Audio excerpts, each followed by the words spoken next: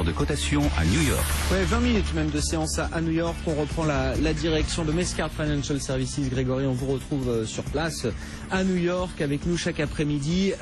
Des marchés, on imagine, qui n'ont pas envie de prendre de risques à la veille du week-end et à quelques jours maintenant de la réunion de la Réserve fédérale américaine. Voilà, on digère quand même encore le choc récent qu'on a pu traverser. On n'a pas envie forcément de reprendre du risque tout de suite.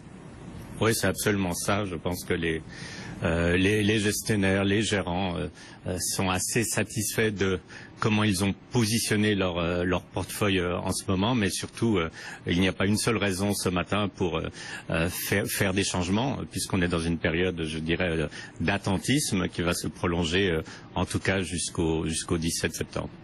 Réunion de la Réserve fédérale américaine. On le disait tout à l'heure, on a eu de nouveaux prix. Alors hier c'était les prix à l'importation. Aujourd'hui ce sont les prix à la production. Donc toujours des indicateurs de l'inflation à un instant, à un moment donné aux États-Unis. Sur les prix à la production, là, Grégory, semble-t-il, il n'y a rien d'exceptionnel, mais il y a un petit peu mieux que prévu.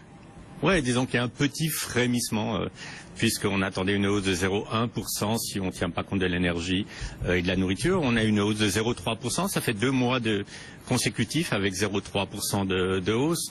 Avant ça, on avait des mois négatifs, donc on n'est toujours pas au 2% annuel qui serait souhaité par la Réserve fédérale, mais il faut vraiment noter que la Fed ne regarde pas les chiffres d'inflation d'aujourd'hui. La Fed se base vraiment sur ses projections dans le futur, sur les attentes d'inflation, en regardant différents indices, différents marchés, et tout le but d'une politique monétaire, c'est d'empêcher que ces anticipations d'inflation n'échappent ou échappent au contrôle de la Réserve fédérale. Donc on peut dire que les chiffres d'aujourd'hui n'amènent pas grand-chose, si ce n'est qu'ils sont un tout petit peu mieux que prévu.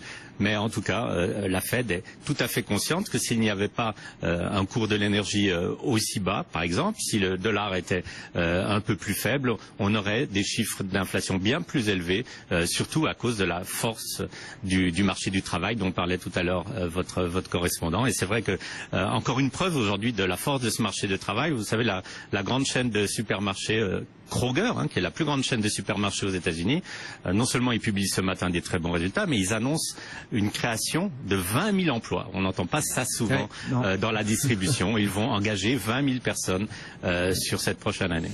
Ouais, entre l'augmentation des salaires chez Walmart et d'autres, les embauches chez Kroger, le titre a publié, vous le disiez, et ça se passe très bien puisque contre la tendance, il gagne plus de 2% cet après-midi. Vous parliez du problème des prix de l'énergie qui sont bas, qui pourraient être encore plus bas. Enfin, je ne sais pas, est-ce qu'on écoute encore Goldman Sachs? Évidemment, ce sont de très bons banquiers d'affaires, mais est-ce qu'on écoute encore leurs appels là comme ça, et puis des appels qui sont plutôt black sur le marché pétrolier, puisqu'ils nous disent que dans un scénario extrême, c'est pas leur scénario central, je crois, mais à court terme, dans un scénario extrême, on pourrait avoir un baril de pétrole à $20 pour le brut léger américain. On est juste sous les $45, donc ça fait quand même de la marge de baisse là.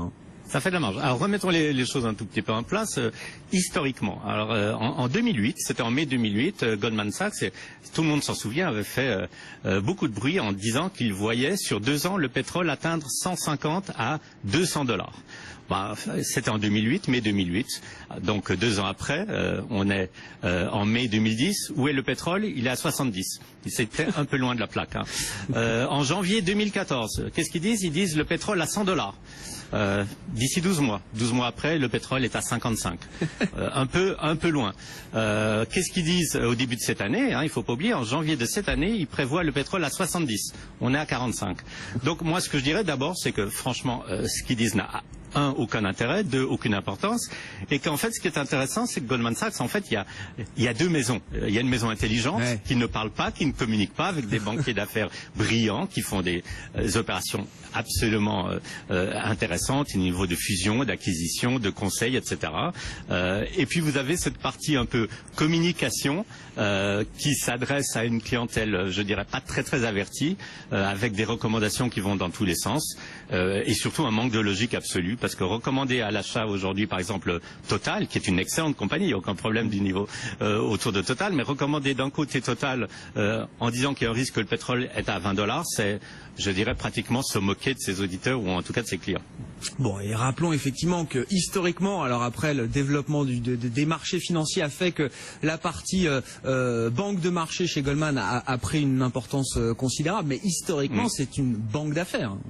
C'est pas une banque de marché historiquement. C'est absolument ça. Vous avez évidemment qu'il y a beaucoup d'activités, mais je dirais que s'il y a un domaine dans lequel Goldman Sachs est vraiment très très mauvais, c'est le stock picking, c'est les prévisions sur les marchés, qu'ils soient des matières premières ou autres, et toutes leurs autres activités marchent extrêmement bien, mais on n'en parle pas tellement. Bon, effectivement. En tout cas, voilà, des calls comme ça de Goldman, ça fait quand même toujours la une. En tout cas, la une des médias, c'est fait peut-être sourire les financiers, le financier que vous êtes. Merci beaucoup en tout cas Grégory d'avoir été avec nous. Bonne fin de séance à vous du côté de New York et bon week-end. On vous retrouvera lundi, des marchés américains voilà, qui reculent légèrement. Pas de prise de risque où que ce soit d'ailleurs sur la planète finance. On veut passer le week-end tranquille, attendre de voir ce qui se passera jeudi prochain du côté de la réserve fédérale américaine. Moins 0,3% pour le Dow Jones actuellement. Le CAC 40, 0,65% autour de 4560 points. BFM Business, Intégral Bourse.